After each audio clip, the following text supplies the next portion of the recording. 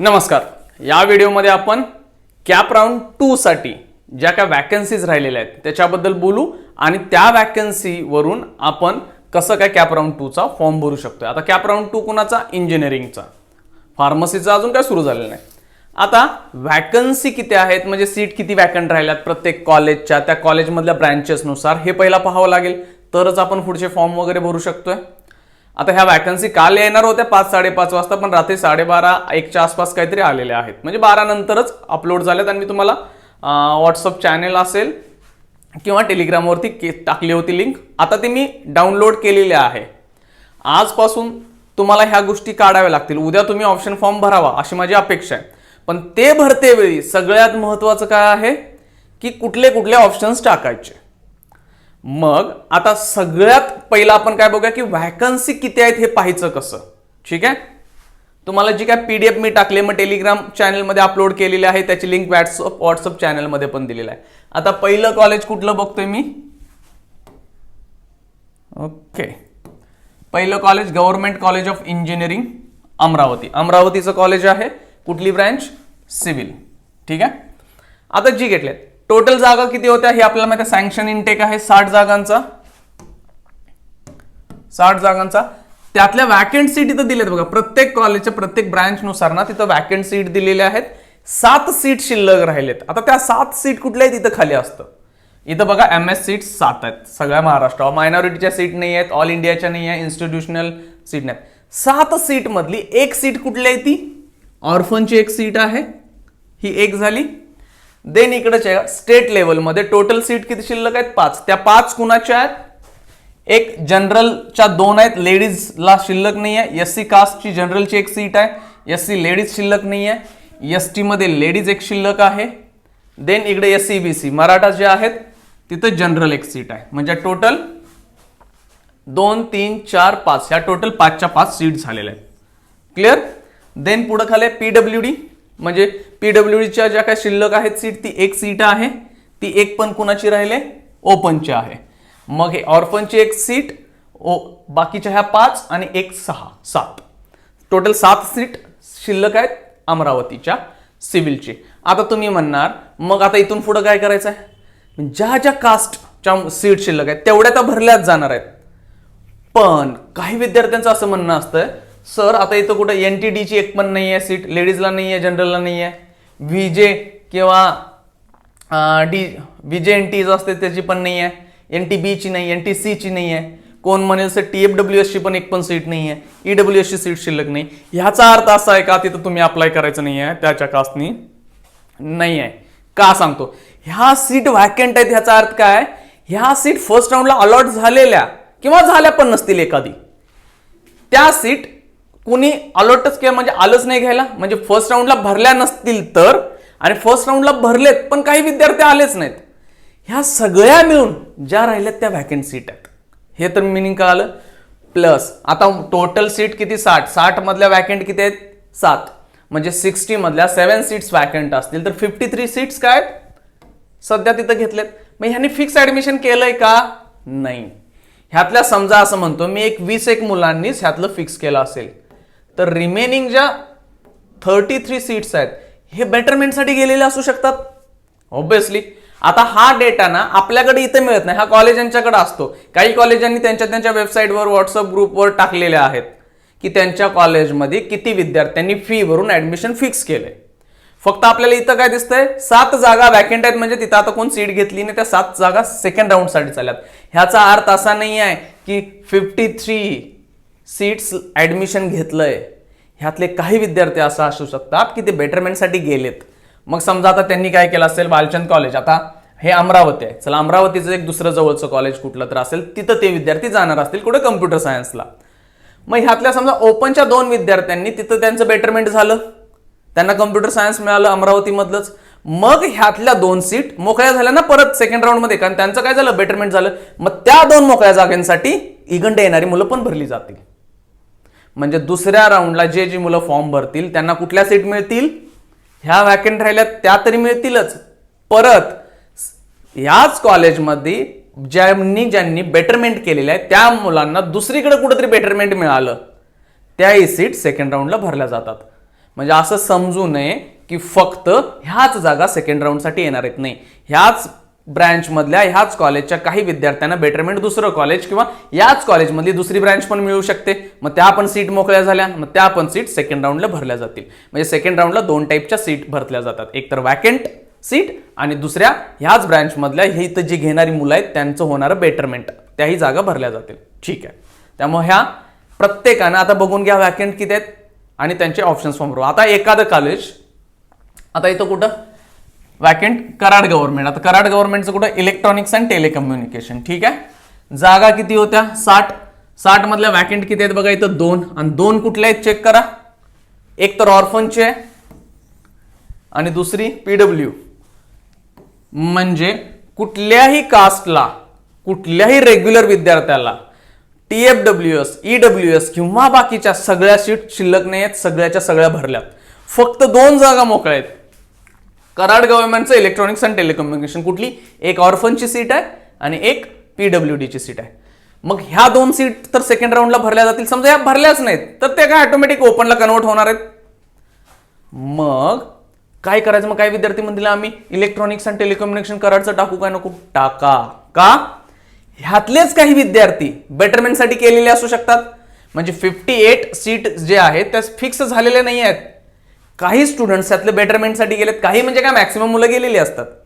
मग त्या विद्यार्थ्यांनी काय करायचं आहे, इथं अप्लाय करा की ज्यांना मिळणार. कारण ह्यातले समजा एक 10 मुलांचं बेटरमेंट झालं, कराडमध्येच त्यांना कम्प्युटर इंजिनिअरिंग मिळालं, किंवा कराडच्याच विद्यार्थ्यांना जवळ सांगली आहे ते सांगलीचं इलेक्ट्रॉनिक्सला जातील, सांगलीच्या कम्प्युटरला जातील, AIML ला जातील, सांगलीचं वालचंद कॉलेज आहे ना तिथं शिफ्ट होतील ह्यातली मुलं. मग ह्यातली समजा 10 मुलांचं जरी बेटरमेंट मग कराडच्या ब्रँचेसमध्ये होते किंवा बाकीच्या कॉलेजच्या ब्रँचेसमध्ये होत्या, त्या पण सीट सेकंड राऊंडला भरल्या जाणार. मग त्यामुळे असं समजून जाऊ नये की इथं व्हॅकन्सी नाही आहे म्हणजे ह्या कॉलेजला मिळणार नाही. नाही आहे. ह्यातल्या मुलांचं बेटरमेंट झालं की त्या जागा मोकळ्या होणार आहेत ना, मग तिथं सेकंड राऊंड नुसारच मिळणार आहेत. म्हणून मगाशी सांगितल्या पद्धतीनं 2 टाईपच्या जागा भरल्या जातात. ह्या व्हॅकन्सी पण भरल्या जातील आणि ह्यातल्या बेटरमेंट होणाऱ्या मुलांच्या पण जागा भरल्या जातील सेकंड राऊंडने.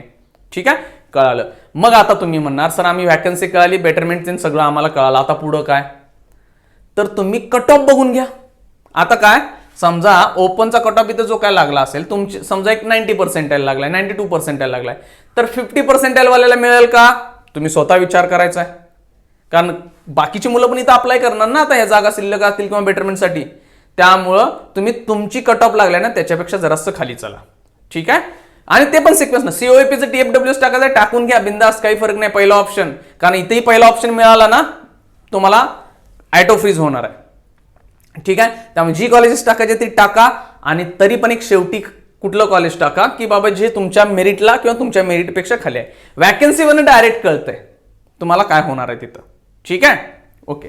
आणि बऱ्याच मुलांचा एक मोठा प्रश्न होता आज की जसं त्यांनी व्हॅकन्सी बघितल्यात ना असे मला मेसेज पडले, सर काय college of engineering Pune COEP computer science vacancy बघितल्यावर तारे जमीन पडले. ओ सर 36 वॅकंट कसे काय आहेत? म्हणणार हेच कॉलेज ड्रीम आहे प्रत्येक मुलाचं. महाराष्ट्रातल्या प्रत्येक मुलाला जिथे ऍडमिशन घ्यायचं आहे कम्प्युटर सायन्स आणि COEP. मग ते झालं, मिळालं, तरी पण 36 कशा वॅकंट दाखवायला लागलेत? त्या 36 मधल्या 13 महाराष्ट्राच्या सीट्स आहेत, म्हणजे CET वरच्या सीट्स, आणि 23 ऑल इंडिया कोटा आहे.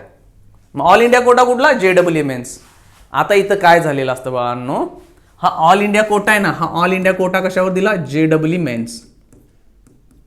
आणि JEE मेन्सचा ह्या वर्षीचा जर कट ऑफ बघितला होता तर तुम्ही 99.6 समथिंग, काय तर 6 पेक्षा थोडासा जास्त आहे.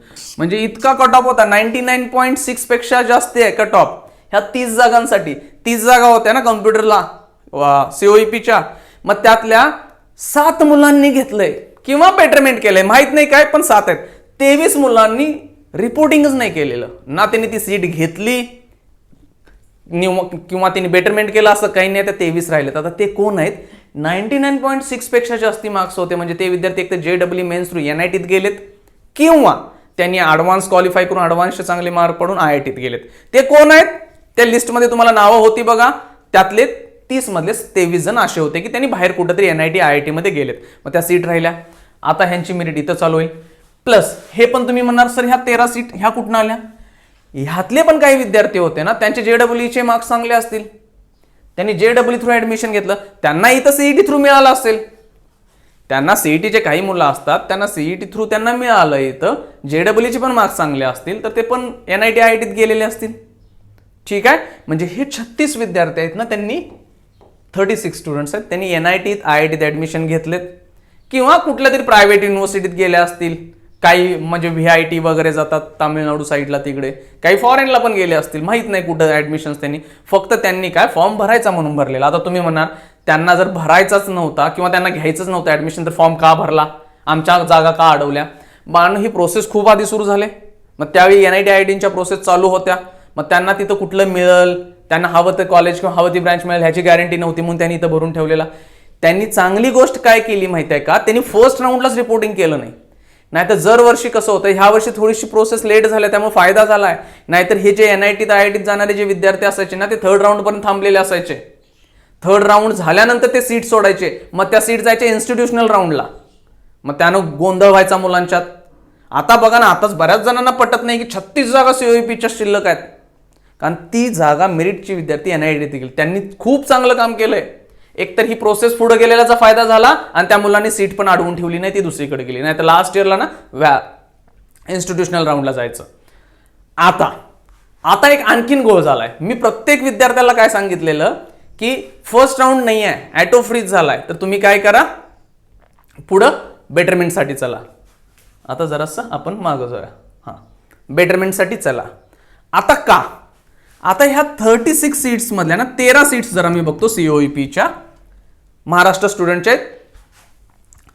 मला असे काहीतरी विद्यार्थी, 1-2 विद्यार्थी आहेत त्यांनी VJDI मुंबई किंवा SP घेतलंय. काही विद्यार्थ्यांना वालचंद पाहिजे होतं किंवा काहींना बाबा पुण्यातलंच कुठलं तरी COEP मिळत नाही तर मी त्याच्या खाली येतो असं पाहिजे होतं. ठीक आहे, त्या विद्यार्थ्यांनी COEP मिळत नाही म्हणल्यानंतर जे मिळाले ते कॉलेज फ्रीज केले, ॲटो फ्रीज करून घेतलं.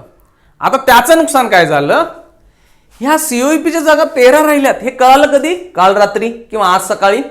मग त्यांना आता हे वाईट वाटायला लागलंय, सर आमची मेरिट बरोबर त्याच्या जवळपास कुठेतरी खाली होती, पण आम्ही त्या दुसऱ्या कॉलेजला जिथं मिळालंय कम्प्युटर आम्ही तिथं फ्रीज केलंय. ती मुलं आता सिस्टीमच्या बाहेर गेली. त्यांना COEP मिळत होतं, बरोबर 3 नंबरचं रँक आहे त्या मुलाच्या आता, की जिथं कट ऑफ राहिलाय ना त्याच्या खालचा 3रा नंबर त्याचा राहिलाय. मग ती दोन्ही विद्यार्थी जरी गेले इथं तरी 3रं त्याचं बसतंय, किंवा ते दोन्हीच्या दोन्ही आता तिथं जातील काय माहित नाही, ते दुसरीकडे कुठे गेले असतील माहित नाही. पण त्या विद्यार्थ्याचा मॅक्सिमम चान्स आहे, म्हणजे जवळपास 99% पेक्षा जास्त, मी म्हणजे 100% चान्स आहे त्याला COEPचं कम्प्युटर मिळणार होतं. पण त्यानं काय केलं, दुसरं कॉलेज मिळालंय तिथं घेऊन टाकलं. का, आता COEPला मिळणार नाही म्हणून. अहो बेटरमेंट तर मी त्यासाठी सांगितलेलं, बेटरमेंट करा, नुकसान काही होणार नाही आहे. आता ह्या सीट सुटल्यात, मग आता ह्या सेट सीटल्यात मिळणार. आता त्या मुलाला पाहिजे होतं COEP कम्प्युटर, त्यानं ती दुसरीकडे घेतलं, ॲटो फ्रीज केलं, फी भरलाय, झालंय. आता रडायला लागलाय काय, सर मी ते कसं करायला नको पाहिजे होतं. त्यासाठी मी सांगत होतो सेकंड राऊंडला चला, सीट व्हॅकंट राहतात. मेन टॉप कॉलेज ज्यांच्या सीट का राहिल्यात, ही NIT IIT वाली किंवा प्रायव्हेट युनिव्हर्सिटीत बाहेर गेले ती मुलं गेलेली आहेत, चांगले मार्क्स होते त्यांना. आता तुम्ही म्हणा सर आता परत ह्या सीट राहिल्या, खूप कमी राहिलेत, काय राहिलेत, प्रत्येक कॉलेजच्या सीट मोकळ्या आहेत, प्लस प्रत्येक जण बेटरमेंटला गेलाय बऱ्यापैकी. मग ते बेटरमेंटच्या सीट पण हलणार आहेत, त्यामुळे तिथं अप्लाय नाही झालं. थर्ड राऊंडला उरलेल्या सगळ्या सीट आहेत सगळ्यांसाठी, त्यामुळं सेकंड राऊंडला काय होतंय ते बघा, प्लस थर्ड राऊंडला पण जाता येतं आपल्याला, काही प्रॉब्लेम नाही. थर्ड राऊंडच्या सीट्स बघू. ओके, त्यामुळे आता पहिलं काम काय, हे वॅकन्सी काढा. कट ऑफ तर काढलेल्याच आहेत तुम्ही, तुम्हाला जी जी कॉलेजांची लिस्ट पाहिजे ती बनवा. वॅकन्सी कट ऑफ, समजा वॅकन्सी राहिलीच नाही जसं मगाशी कराडला दाखवले तरी टाका, का त्यातली मुलं बेटरमेंटला जातील आणि त्यांनी व्यवस्थित बनवा. पण आता ही जी ऑप्शन्स टाकणार आहे ही अशी टाका की ते कॉलेज पाहिजे आहे, तुम्ही ते घेणारच आहे. नाहीतर असं म्हणायचं नाही टाकायचं म्हणून टाकलेलो. आता बरेच जनता अशी आहे की सर माहित नव्हतं टाकलं, ते नेट कॅफेवाल्याने केलं. त्या नेट कॅफेवाल्यांना हाना दोन पहिला जर स्वतःचं काहीतरी करायला लागले. ऑप्शन फॉर्म सबमिट करायच्या अगोदर 1000 वेळा चेक करा, बसा 3-4 वेळा बघा तेच आहे का, कोड नंबर तेच आहेत का, कॉलेज तेच आहे का. कॉलेजची नावं एकसारखी असतात, कोल्हापुरात पण आहे, पुण्यात पण आहे, मुंबईत पण आहे, सेम नावाचं कॉलेज, मग ते टाकतात. मग ते बघा ना कुठली सिटी पडले, हे तुमचं काम आहे, तुमच्या आयुष्याचा प्रश्न आहे इथं बाळांनो. त्यामुळे कट ऑफ, वॅकन्सी प्लस जे कॉलेज पाहिजे, ब्रँच पाहिजे तिथं जाणारच असाल. कारण जर सेकंडला मिळालं, पहिला राऊंडला मिळालेली सीट जाणार आहे. आणि ज्यांना ज्यांना पहिल्या राऊंडला मिळालेलं नाही त्यांनी काय करायचं आहे, तुमचा कट ऑफ बघा, त्याच्या खाली या, जरा टाकून द्या, काही नसण्यापेक्षा काहीतरी मिळू द्या. थर्ड राऊंडचा आपण नंतर पाहूया. ओके, चला, थँक्यू.